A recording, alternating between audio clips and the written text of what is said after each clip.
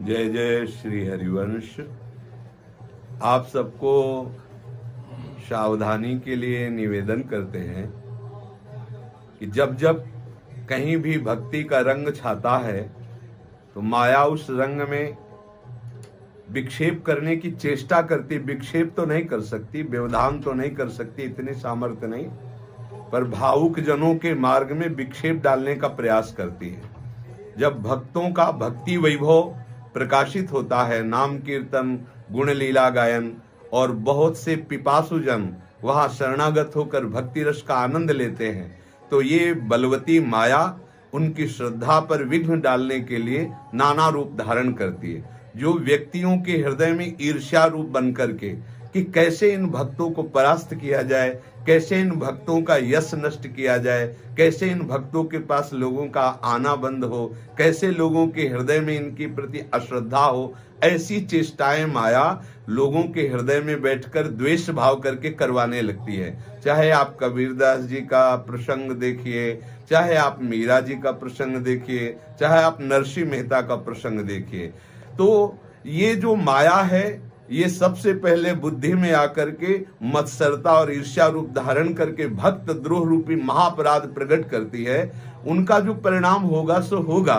अपने लोगों को अपने श्रद्धा और विश्वास को दृढ़ रखना है। ऐसे लोगों के द्वारा किए हुए प्रचार प्रसार या गंदी भावनाएं या ऐसे लोगों के द्वारा जो दोष दृष्टि करके वर्णन की गई बातें हैं उन पर ध्यान नहीं देना है, क्योंकि उनका ध्यान हमें अपने भक्ति में आकर्षित करना है, ना कि उनके द्वारा दिए गए मायाकृत दोषों को अपने ध्यान में रखकर भक्ति का मार्ग बाधित करना है। ये कलिकाल है, ये ऐसा रचना रचेगा, ये ऐसा प्रचार प्रसार करवाएगा कि भक्ति का ह्रास हो, भक्ति रहित हृदय हो और व्यभिचार पाखंड नाटक इसकी बढ़ोतरी हो। इसलिए सबसे प्रार्थना है कि ऐसे लोगों की भावनाओं का किंचन मात्र ना श्रवण करें, ना मन में विचार करें, ना आदर करें, क्योंकि ऐसी भावनाओं से सतमार्ग नष्ट होता है। स्वयं तो सतमार्ग में चल नहीं सकते, पर सतमार्ग में चलने वालों के प्रति ये नाना प्रकार की कटु व्यवहार, प्रतिकूलता का व्यवहार, दोष दृष्टि का व्यवहार करते हैं और ऐसी बातें और ऐसी रचना करते हैं